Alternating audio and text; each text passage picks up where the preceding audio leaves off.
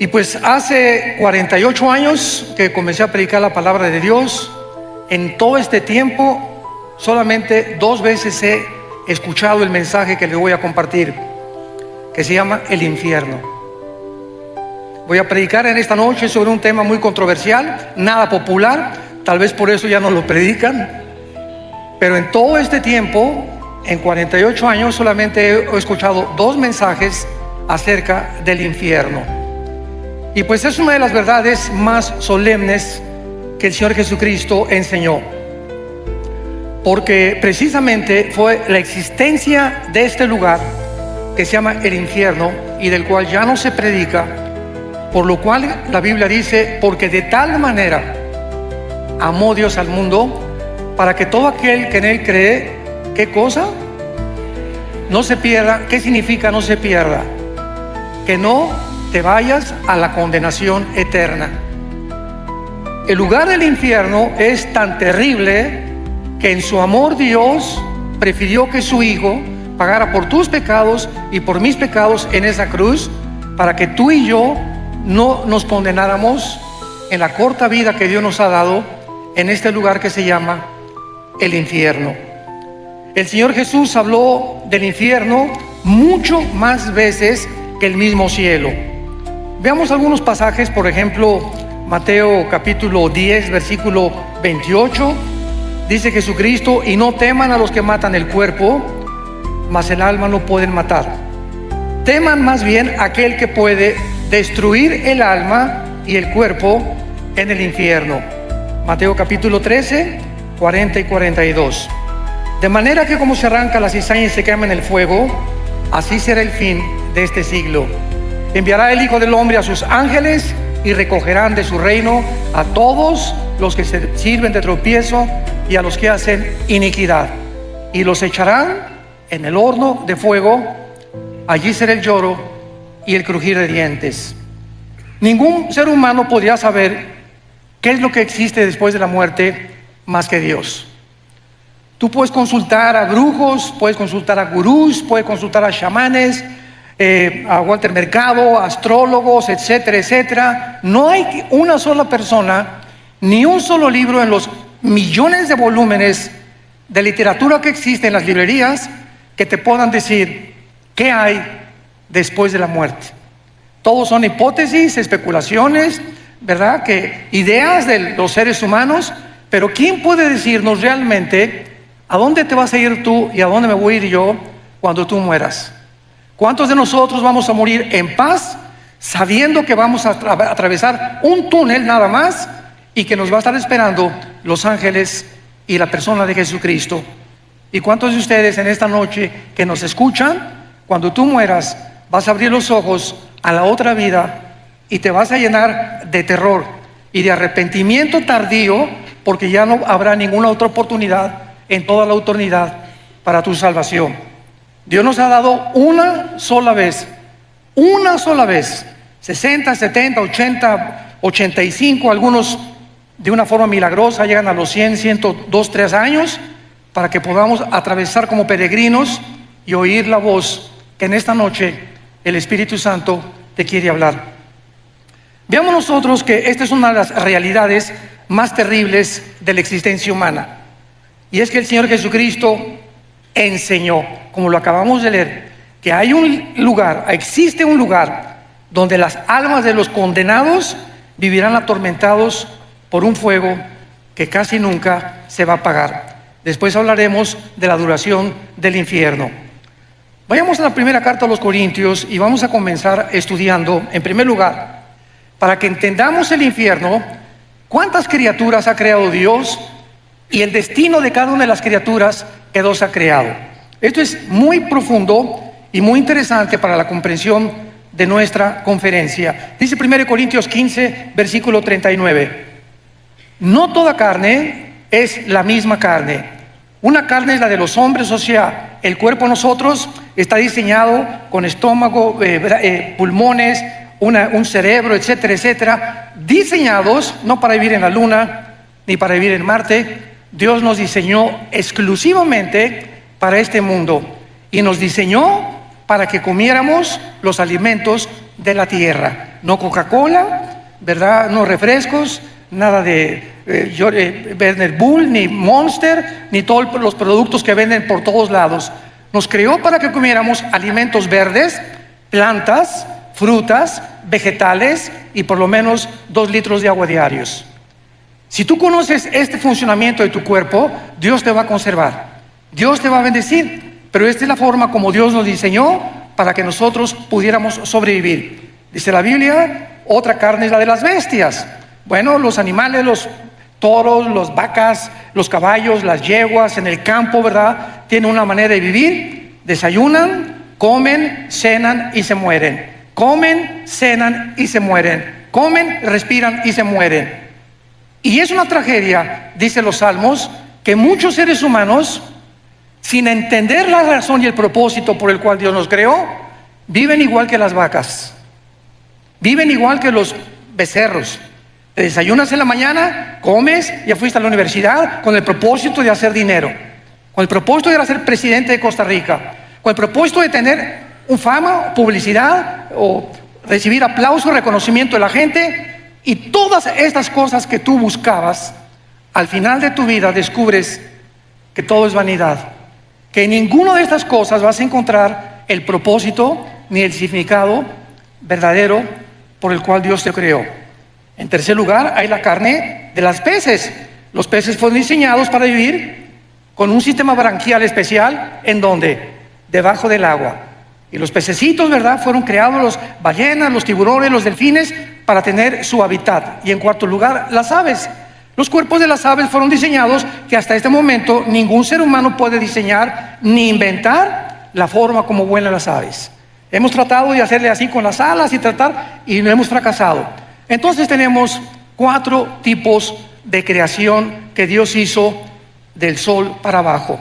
Muy bien, del sol para arriba tenemos un mundo espiritual invisible que no puede ser conocido por el intelecto, ni por tus estudios, ni aunque tengas 5 licenciaturas en ciencias políticas o en filosofía y letras, en antropología, en paleontología. No me importa el conocimiento que tú tengas, el ser humano nunca podrá descubrir el mundo espiritual que nos rodea.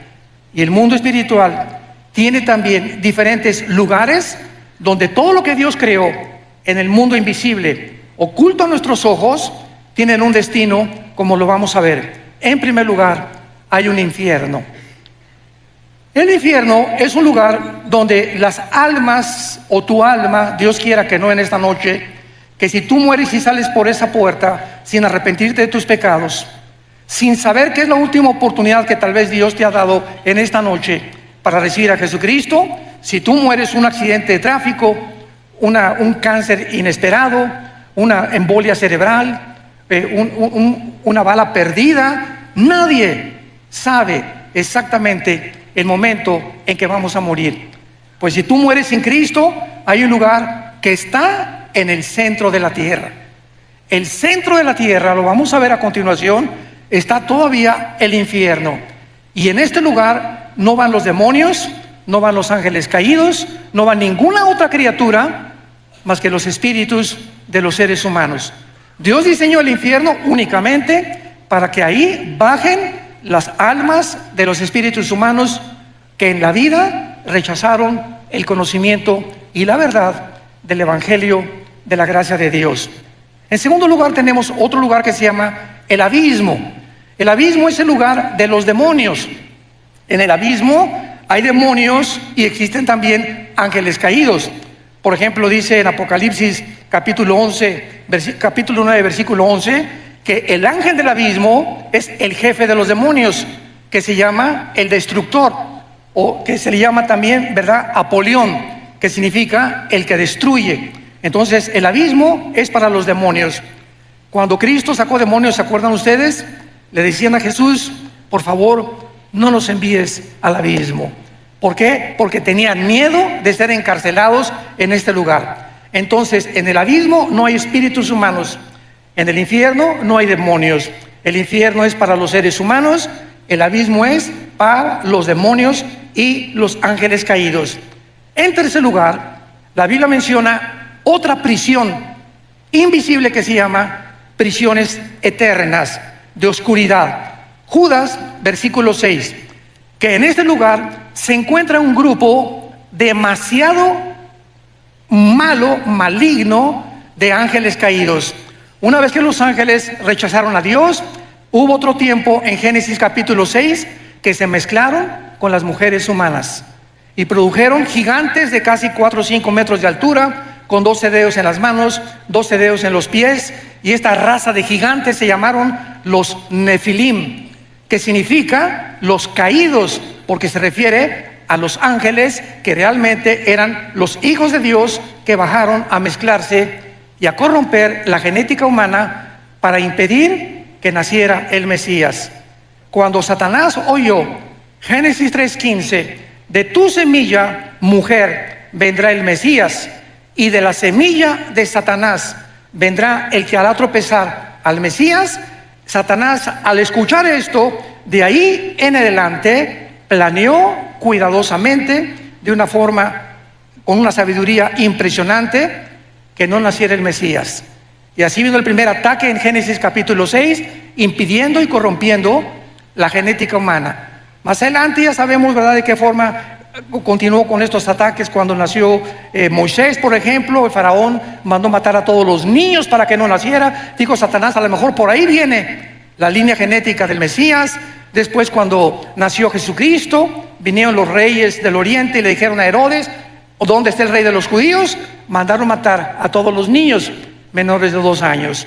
Y así encontramos en la Biblia el ataque satánico para impedir que naciera el Mesías. Y luego tenemos en cuarto lugar el lago de fuego. El lago de fuego es el lugar donde todos absolutamente, Satanás, el falso profeta, los ángeles caídos y los seres humanos pasarán la eternidad cuando hayan rechazado completamente el plan de Dios, principalmente los seres humanos. Ahora, muy bien, muchas personas dicen, Dios no puede ser tan malo de mandar a todos al infierno. Una vez una viejita me dijo eso. Mire, pastor, yo no creo que Dios sea tan malo de mandar a nadie al infierno. Yo le contesté y le dije, amén, doña Chole, usted tiene toda la razón. Dios nunca manda a nadie al infierno. Ellos se van solitos. Porque de tal manera amó Dios al mundo que nos dio a su Hijo unigénito. Entonces las personas que se van al infierno no las mandó Dios. ¿Tú lo vas a escoger esta noche? O sea, ¿no te agrada estar en la iglesia? ¿No te agrada estar con los santos? ¿No te agrada purificar tu vida? No hay ningún problema. En el cielo no tendrías cabida. Entonces nosotros somos los que decidimos, como les dijo en Deuteronomio 11, Dios al pueblo de Israel. He aquí les pongo la bendición y la maldición. Tú escoge. La bendición, si me escuchas, si oyes mis mandamientos, si realmente permaneces en mi palabra, y la maldición y la condenación, si me rechazas.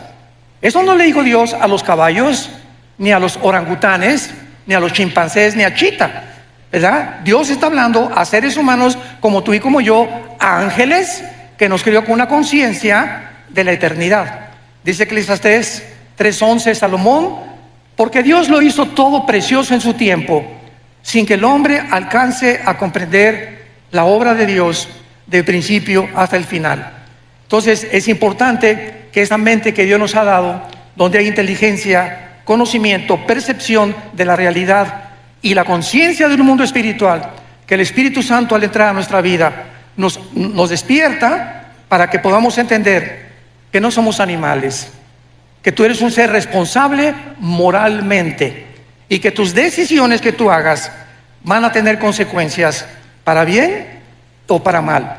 Una vez llegó una muchacha a pedirnos consejería a mi esposa y a mí y nos dijo, tengo 16 años y voy a ser mamá. Tengo un bebé en mi vientre, ¿qué me aconsejan ustedes? Porque ya le he pedido perdón a Dios y mi esposa y yo le contestamos, mira, Panchita, claro que Dios te ha perdonado, porque la sangre de Cristo nos limpia de todo pecado. Pero hay una cosa que tienes que saber, tú no puedes evitar las consecuencias del pecado. Entonces la cosecha la vas a tener que recoger.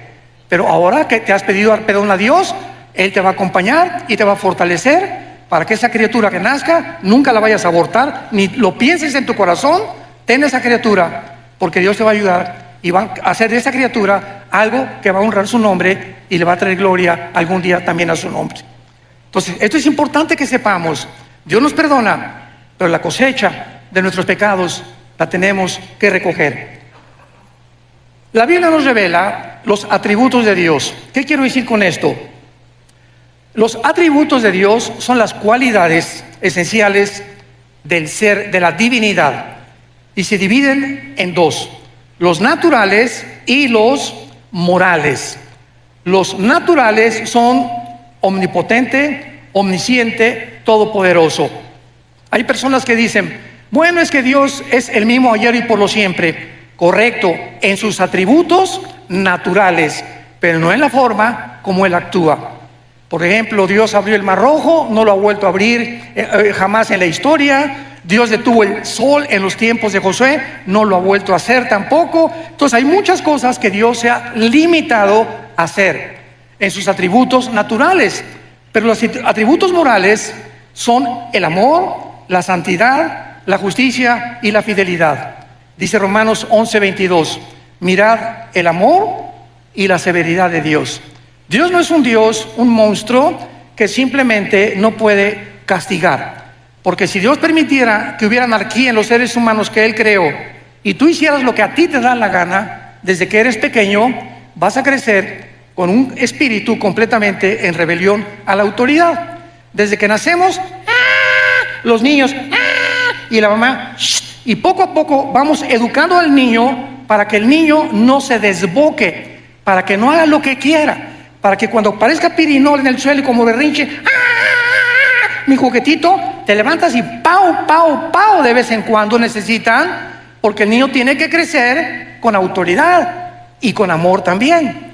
Entonces, el mismo amor que yo abrazo a mi nieto y lo beso, el mismo amor se lo demuestro cuando sus papás le hacen pau, pau, pau. Entonces, el amor y la disciplina forman el carácter.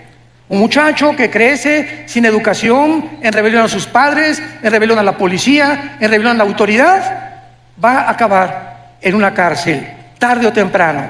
Van a acabar o como en cárceles o en grupos terroristas, ¿verdad? O en cárteles de las drogas, simplemente porque en su desarrollo no tuvieron la formación de su carácter. Vivieron siempre haciendo lo que les da la gana. ¿Y sabes algo? No podemos vivir así. Entonces, los que han vivido de esta manera y han muerto en su vida, van a tener que pagar en la otra vida sus consecuencias. Ahora bien, veamos en tercer lugar algo también que es muy importante, que es lo siguiente.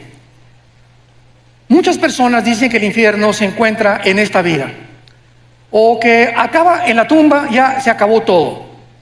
Sin embargo, la única persona que tiene la autoridad para hablarnos acerca de la otra vida se llama Jesucristo. Cuando Él bajó del mundo y nos dijo, yo soy la resurrección de la vida, y Él resucita de los muertos a los 3 días, Cristo es crucificado, es muerto, enterrado y resucitado a los 3 días. ¿Qué mensaje nos está dando Jesús? Ustedes también van a volver a vivir. Sígueme, yo soy el camino, yo soy la verdad y yo soy la vida. Yo soy el pan que descendió del cielo y he venido al mundo para en esa cruz mostrarte quién es Dios. ¿Quieres saber quién es Dios? Ve la cruz. En la cruz Dios manifiesta quién es Él. En el momento en que Jesús muere con sus espinas y sus clavos en las manos y en los pies, Dios nos está diciendo quién es Él. ¿Quién es Dios? Aquel que paga por ti y por mí en una cruz. Y con ese amor eterno e infinito te demuestra Dios que vale la pena vivir para Él. Porque si alguien dice, bueno, ¿yo qué culpa tengo que Adán y Eva hayan pecado? Muy bien, dice el libro Romanos, que es la constitución de los cristianos. Tú no tienes ninguna culpa de que Adán y Eva hayan pecado y que hayamos heredado todos genéticamente y espiritualmente el pecado. Muy bien, te lo acepto, dice Dios. Sin embargo, en la cruz yo pagué por esos pecados. Entonces ahora ya no tienes ninguna justificación. ¿Ok? No eres culpable, pero sí eres culpable de rechazar el perdón. Y eso por lo que muchas personas van a ser condenadas. Entonces, tenemos que entender los atributos de Dios. Vayamos a Lucas 16. Ojalá que todos hayan traído su Biblia. Los que no trajeron Biblia, júntense, siéntense con un cristiano.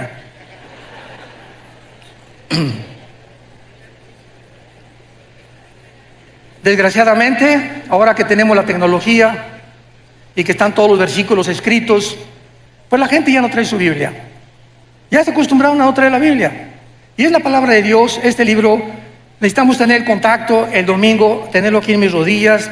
Cuando citan la Biblia, buscarlo, me enseño a manejarla porque es la espada del Espíritu. Y aquí está esto, pues aquí está Malaquías, aquí está Isaías. Y al ratito, después de usarla varias veces, esta espada ya la sé manejar. Ya sé más o menos cómo poder usarla. Y es en donde se encuentran los pasajes más importantes. Pero cuando acostumbras solamente a ver y ver en las pantallas todo lo que está en las pantallas, comienzas a desarrollar una negligencia total por vivir en la palabra de Dios. Y qué importante es que sepamos que debemos ser toda nuestra vida hombres y mujeres de la palabra de Dios. En Lucas 16 es uno de los pasajes, o más bien dicho, el más importante, donde Cristo nos revela la naturaleza del infierno. Este pasaje, en primer lugar, aclaro, no es una parábola. Aquellas personas que digan que es una parábola se equivocan, porque las parábolas usan nombres propios. Y aquí se menciona a Abraham, que fue un personaje en el Antiguo Testamento. Así que esto es una historia real del infierno y del lugar donde antiguamente las almas y los espíritus descendían antes de la cruz. Dice así Lucas 16, versículo 19. Había un hombre rico que se vestía de púrpura y de lino fino y hacía banquete con esplendidez. Veamos la comparación. Por el otro lado, el contraste, había un mendigo llamado Lázaro, que estaba echado a las puertas de aquel lleno de llagas. Aquí tenemos dos personas. ¿Por qué el Espíritu Santo usó a un rico y por qué usó a un mendigo? Muy bien, Jesús dijo claramente en Mateo 19, 23 al 24, que es muy difícil que los ricos entren al reino de Dios. Y en Santiago capítulo 2 versículo 5 dice la Biblia, porque los pobres Dios los hizo ricos en fe. Muy bien, ¿qué significa esto? No significa que el que tú tengas dinero te va a condenar. Significa que regular y generalmente las personas que alcanzan muchas riquezas, llega un momento en que no sienten la necesidad de Dios. Tengo todo. Tengo mi carro, mi casa, ¿verdad? Alma mía, descansa, muchos bienes he guardado. ¿Para qué me preocupo? Voy al domingo y escucho un mensaje, escucho una aplicación del Evangelio, pues sí, ¿verdad? Pero yo no necesito nada realmente, sin darse cuenta precisamente de su pobreza espiritual. Entonces, eso es una generalidad. Ahora, los pobres no tienen nada, la vaquita, el caballito, los borreguitos, los chivos, y tú le hablas a un Cristo. Yo comencé 3 años de mi vida cristiana como misionero en la sierra de Oaxaca y Guerrero, en México. 3 años durmiendo en pisos de adobe, me tapaba con periódicos, mi cojín era un ladrillo envuelto en periódicos, y a cada pueblito que iba predicándoles el Evangelio durante esos 3 años, el 80-90% de los indígenas se convertían a Jesucristo. Lo aceptaban con tanta facilidad. Les predicamos un Evangelio tan sencillo y abrían su corazón: sí, Jesús, entra a mi vida. Cuando tú das este mensaje a gente disque intelectual o preparada o con dinero, no toman el mensaje con la misma pasión que lo hacen los pobres. Sin embargo, repito, son generalidades, y por eso el contraste entre un rico y un mendigo. Ahora dice la Biblia, versículo 22, que murió el mendigo y fue llevado por los ángeles al seno de Abraham. Subráyalo en tu Biblia. ¿Ya ves por no traerla? Allá no se puede subrayar, Fue llevado al seno de Abraham. Esto es importante porque aquí Jesucristo nos va a revelar el lugar donde bajaban los espíritus antes de la cruz. Fue llevado al seno de Abraham y murió también el rico y fue sepultado. Y en el Hades alzó sus ojos, estando en tormentos, y vio de lejos a Abraham y a Lázaro en su seno. Me detengo aquí.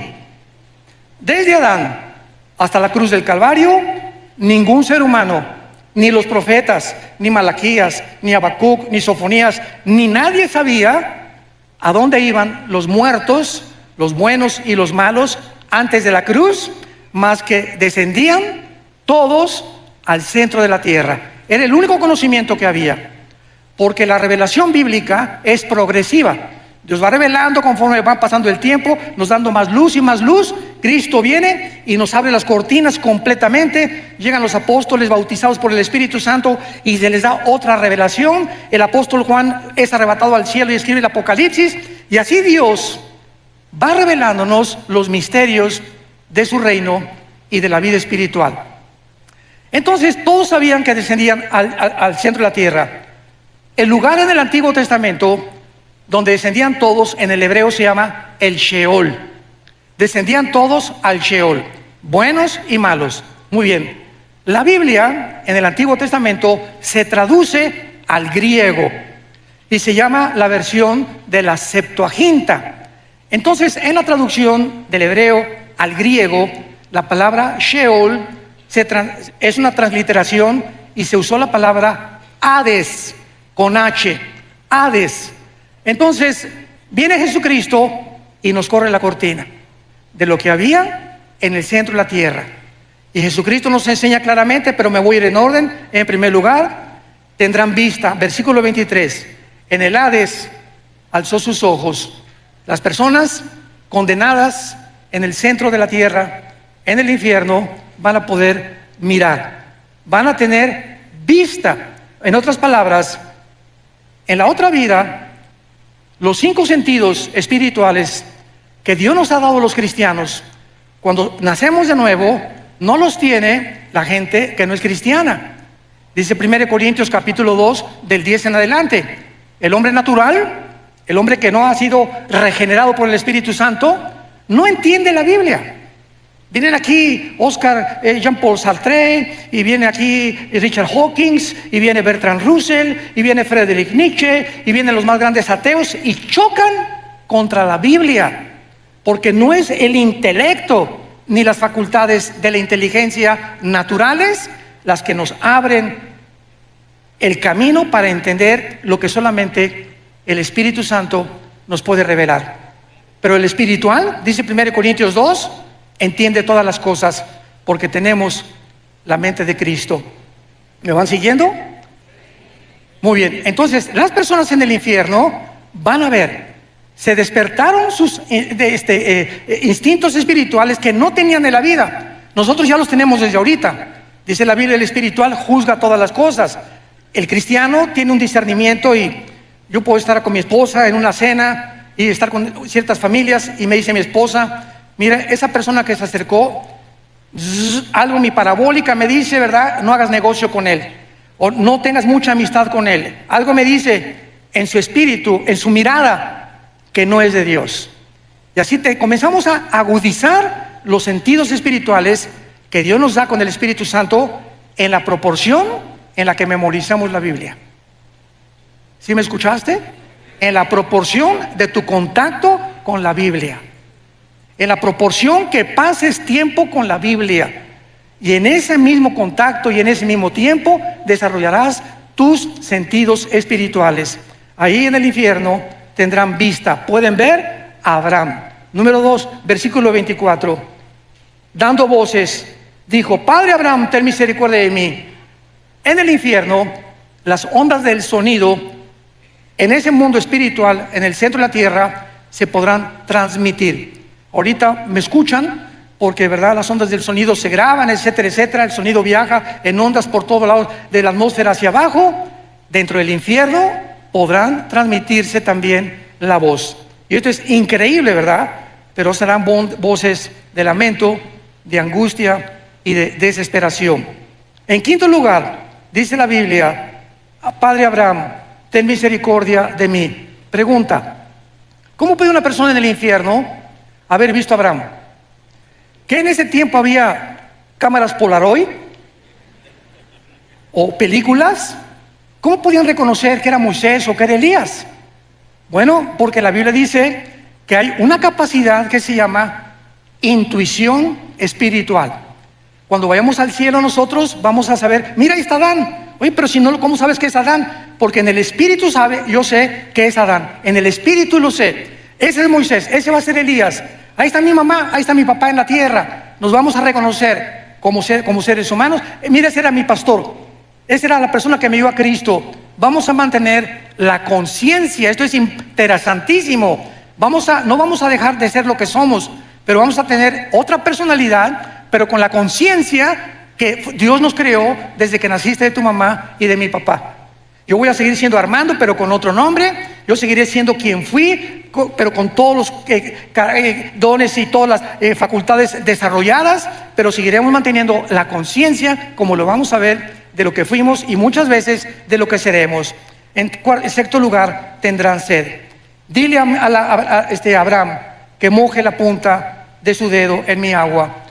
Dile que moje, que tenga misericordia en mí y que envíe a Lázaro. Este hombre en el infierno creía que Lázaro seguía siendo su sirviente. Dile a Lázaro que por favor me traiga agua. O sea, vean ustedes que esta persona en el infierno no se convierten en buenos. En el infierno mantienen aún más lejos su maldad, como lo vamos a ver más adelante. Dile a Lázaro, el que estaba a la puerta de mi mesa, que me traiga y que me moje la lengua. Los instintos y todo lo que tenemos fisiológicamente y biológicamente en el mundo, lo seguiremos teniendo en la otra vida, pero de diferente manera, como lo vemos en los cuerpos de los ángeles, que los ángeles bajan a este mundo y pueden tomar agua. Los ángeles bajan a este mundo y pueden comer cabrito de Monterrey. No de Costa Rica, tal vez café Brit de Costa Rica. Pero en Génesis 18 bajó Dios el Padre bajó al mundo y caminó y se acercó a Abraham, Dios el Padre, acompañado de dos ángeles. Y cuando los vio Sara, ¿se acuerdan? Génesis 18, les hizo cabrito. Y quién sabe qué atole les dio también. Pero se lo comieron. O sea, vean ustedes que las facultades digestivas, Cristo cuando resucitó, tomó peces y tomó miel, ¿correcto? O sea, ¿cómo es posible que un cuerpo resucitado, que la sangre es lo que le da vida ahorita a nuestro cuerpo, tengan facultades en la otra vida de ver, oír, sentir, comer, deglutar, beber, etcétera, etcétera, con un cuerpo diseñado para vivir en la otra vida como lo tuvo Jesucristo?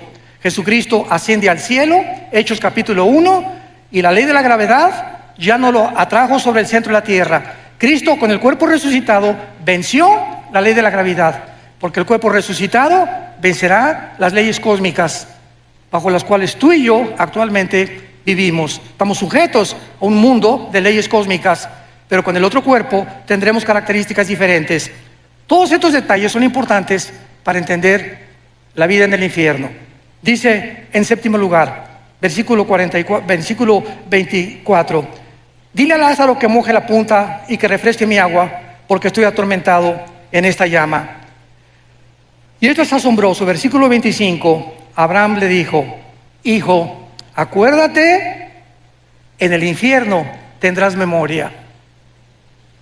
En el infierno las personas tendrán memoria de lo que hicieron aquí en la tierra. Sigamos leyendo.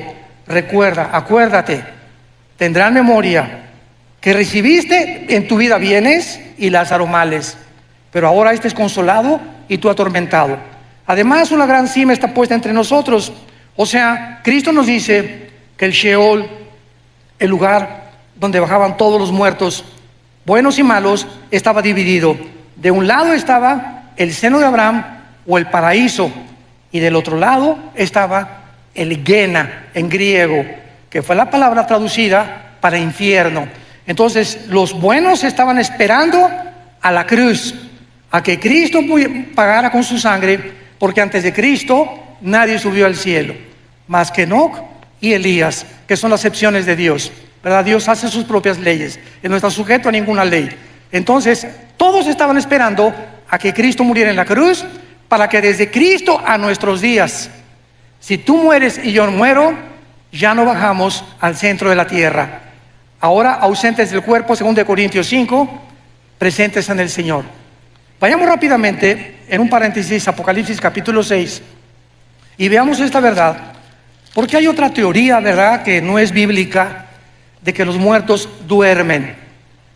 Hay una secta que se llama los Testigos de Jehová que enseñan esto. No, cuando morimos Jesús dijo en Lázaro, Lázaro duerme, sin entender el término dormir relacionado con la muerte.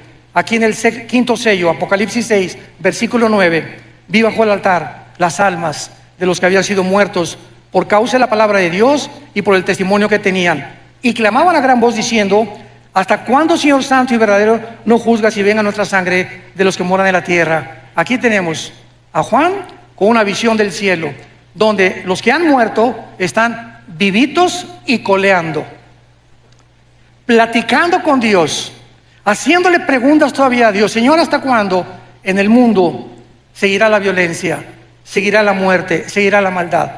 Y se les dijo: espérense tantito, todo esto va a llegar a su fin ya muy pronto, y todos los muertos tienen que morir durante la tribulación para que Jesucristo regrese por segunda vez para establecer su reino mesiánico con todos nosotros aquí mismo en la tierra, precisamente en Jerusalén.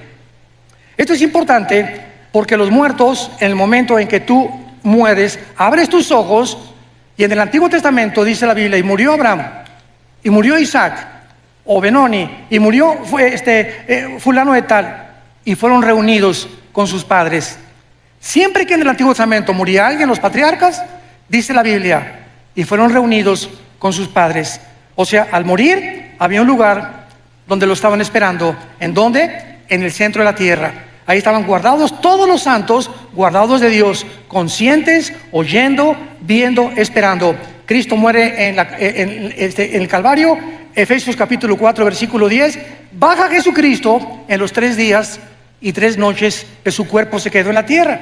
Somos espíritu, tenemos alma, vivimos en un cuerpo. Cristo muere y su cuerpo destrozado, flagelado, completamente descuartizado, ¿verdad?, por todas partes, se queda en la tumba. Su espíritu se sale y baja Jesús en el espíritu al centro de la tierra. Pregunta: ¿con qué cuerpo? Porque dice 1 Pedro capítulo 3 que bajó a predicarles a los espíritus encarcelados. ¿Con qué cuerpo? Su cuerpo no había resucitado, resucitó a los 3 días. Entonces vemos nosotros que en el momento de la muerte hay un cuerpo temporal que Dios nos da. Lo acabamos de leer en Apocalipsis 6. Se les dijo que esperaran, ¿hasta cuándo? Hasta la resurrección de los muertos, que tendrá lugar en el arrebatamiento de la iglesia, en el rapto de la iglesia, desde Pentecostés hasta nuestros días. Los que estamos en Cristo, los que formamos parte del cuerpo de Cristo, seremos resucitados. Los santos del Antiguo Testamento, Daniel 12, versículo 1, serán despertados en la segunda venida de Jesucristo. Entonces, en el rapto no se van los santos del Antiguo Testamento únicamente. El rapto es para la dispensación de la iglesia. La dispensación de Israel es completamente diferente a la de nosotros. Esto es importante también, pero regresamos a nuestro pasaje de Lucas y veamos la conclusión, que es realmente lo más profundo de este estudio. Y dice así: Abraham le dijo, acuérdate, versículo 25, que recibiste tus bienes. Lázaro está atormentado. Además hay una sima puesta entre nosotros, de manera que los que quieren pasar para acá a vosotros no pueden ni pasar de allá para acá. Claro que ninguno de los que estaban en el seno de Abraham le hubiera gustado echarse un brinquito, ¿verdad?, para el otro lado. Sin embargo, podían ver desde el otro lado los tormentos en los que estaban muchos espíritus, ahí pasando la eternidad. Versículo 27. Entonces le dijo: te ruego, manda ahí a Escazú a alguien. Ahí está mi papá en Escazú, ahí está mi padre allá arriba, porque tengo 5 hermanos para que les testifique, a fin de que no vengan ellos a este lugar. ¿Qué era la petición de esta persona atormentada en el infierno? Estaba consciente que no quería, aun cuando él estaba pagando, que su familia acabara igual que en él. ve y dígale a mi esposo, dígale a mi esposa, a mis hijos, que por favor crean el Evangelio. Pero no le dijo eso, sino que alguien fuera, mándales un ángel, y en la noche, que un ángel le jale los piecitos a mi papá. Soy un ángel, arrepiéntete de tus pecados. O un milagro que suceda para que puedan evitar bajar al infierno. Abraham le contestó: a Moisés y a los profetas tienen, óiganlos. Entonces él dijo otra vez: no, padre Abraham, pero si alguno fuere a ellos de entre los muertos, se arrepentirán. O sea, manda a alguien que realmente les cause un milagro para que se arrepientan y no bajen al infierno. Y Abraham le dijo: si no oyen a Moisés y a los profetas, tampoco se persuadirán, aunque alguno se levante de los muertos.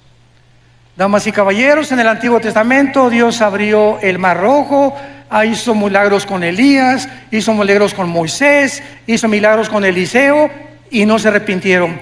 Cristo hizo el más grande de todos los milagros. Resucitó a Lázaro entre los muertos, un hombre que tenía 3 días donde ya la sangre se había completamente descompuesto, donde ya no había circulación de oxígeno neurológicamente en el cerebro, un hombre que había dejado de latir su corazón, un hombre que tenía 3 días y que aparte hedía, ya comenzaba a pestar.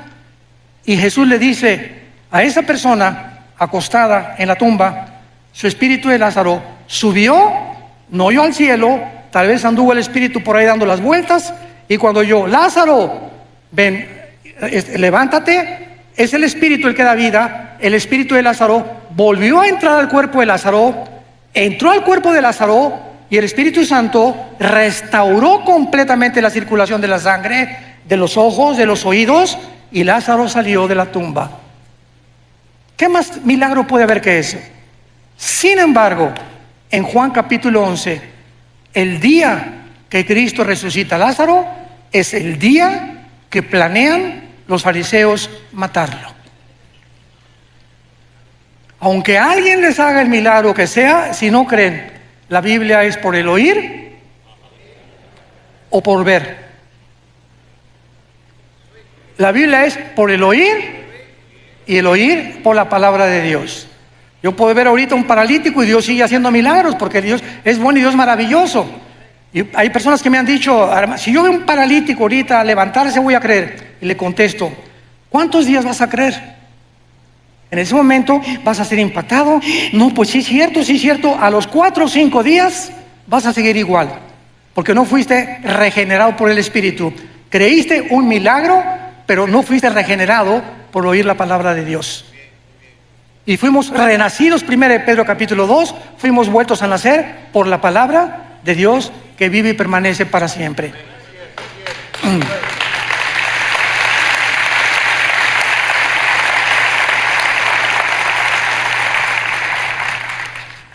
Ningún milagro sobrenatural convencerá a salvar a nadie. La salvación proviene de ver y no por el oír, o por el oír y no por ver. Un milagro puede asombrar, repito, causar sorpresa, admiración por algunos momentos, pero no cambia el corazón humano. El único que cambia el corazón humano es la palabra de Dios.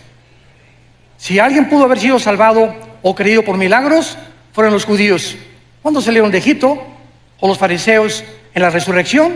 Sin embargo, ni así creyeron a Dios. Ahora, ¿dónde se encuentra actualmente el infierno? En el mismo lugar.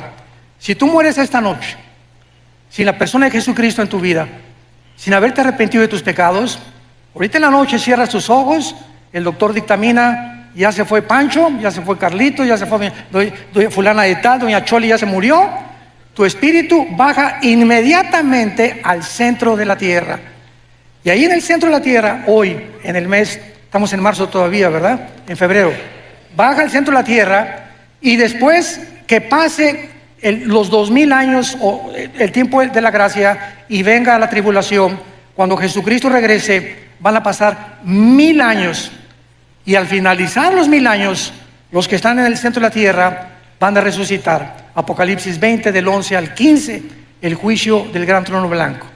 van a resucitar todos los que están en el infierno, los libros se van a abrir y Dios te va a decir: Carlitos, ven para acá, doña Panchita, venga para acá, doña Chole, venga para acá. Voy a demostrarle a todos los ángeles y a toda la creación que yo no te quiero enviar al infierno. Tú has decidido y yo no puedo violar tu voluntad, porque el libre albedrío es la característica más grande que Dios nos ha dado. Somos seres morales, responsables de nuestras decisiones. Si Dios forzara a alguien a irse al cielo, como dice otro movimiento también dentro del cristianismo, que Dios a uno los preparó para el cielo y otros para el infierno, y se nos roba la libertad de escoger, es una barbaridad. Porque en el infierno no va a haber un letrero que diga: pues aquí estamos todos los que no fuimos escogidos por Dios, por el amor de Dios. Eso no puede ser. En el infierno están todos aquellos que se les dio una oportunidad en esta vida y no la aprovecharon. Y esta oportunidad Dios te la da en esta noche a tu corazón. Tú me puedes decir: oiga, pues fíjese que yo vengo a esta iglesia hace 5 años. Las iglesias están llenas de personas no salvadas, llenas de personas que nunca se han arrepentido. Y el arrepentimiento ya no se predica tampoco. Ya no se predica el infierno, ya no se predica el pecado. Y las iglesias solamente quieren entretenimiento, ¿verdad? Y ya estamos en un tiempo de despertar. Mañana vamos a hablar claramente de las causas de la crisis del mundo por lo cual se encuentra, el mundo como se encuentra. Pero las iglesias están llenas de personas no arrepentidas, que son religiosas, pero no tienen la Biblia, no aman la palabra, no la memorizan día y noche, nunca le han hablado a nadie de Cristo. ¿Cuántos años tienes de ser cristiano? 5 años, hermano. 10 años. En todos estos tiempos, ¿a cuántas personas has ganado para Jesús? ¿A cuántas personas les has hablado de Jesús? En tu bufete jurídico, en tu consultorio médico, en tu taller de carpintería. Ustedes jóvenes, en su universidad, en la escuela, ¿le hablas de Cristo a tus amigos? Muchachas, ¿le hablas de Cristo a tu amiga que se está acostando con su novio y sabes que la fornicación es pecado delante de Dios? ¿Ya te has acercado y le has dicho: Lupita, por el amor de Dios, eso es pecado delante de Dios, arrepiéntete? Tú no puedes vivir acostándote y teniendo relaciones sexuales con tu novio. Eso no es sagrado delante de Dios. Y mucho más si te llamas cristiana. Y mucho más si te llamas cristiano, no besuqueas ni manoseas a tu novia tampoco. Las respetas, porque no puedes amar y ensuciar lo que amas. Este es el verdadero cristianismo. Y si no lo vivimos de esta manera, has vivido un cristianismo falso, que se llama la religiosidad, pero no el haber sido regenerados por el Espíritu de Dios. Ven a Jesús en esta noche. Arrepiéntete realmente de la vida en la que llevas. Inclina tu cabeza y dile estas palabras: Señor mío y Dios mío, te pido perdón por mi vida. Creo que en esa cruz Jesús ha pagado por todas mis maldades, por todos mis pecados que hasta este momento he cometido. Ya no quiero seguir viviendo en el pecado, pero reconozco en este instante que yo no puedo ni tengo el poder de vivir para ti. Por eso vengo, Jesús, a abrazar tu cruz, porque sé que con tu vida en mi vida me darás el poder de vivir esa vida que tú quieres que yo viva. Creo que es tu sangre preciosa la que pagó por mis pecados, y creo que tú fuiste crucificado, muerto, enterrado y resucitado a los 3 días. Y te pido que entres a mi corazón como mi Señor y mi Salvador.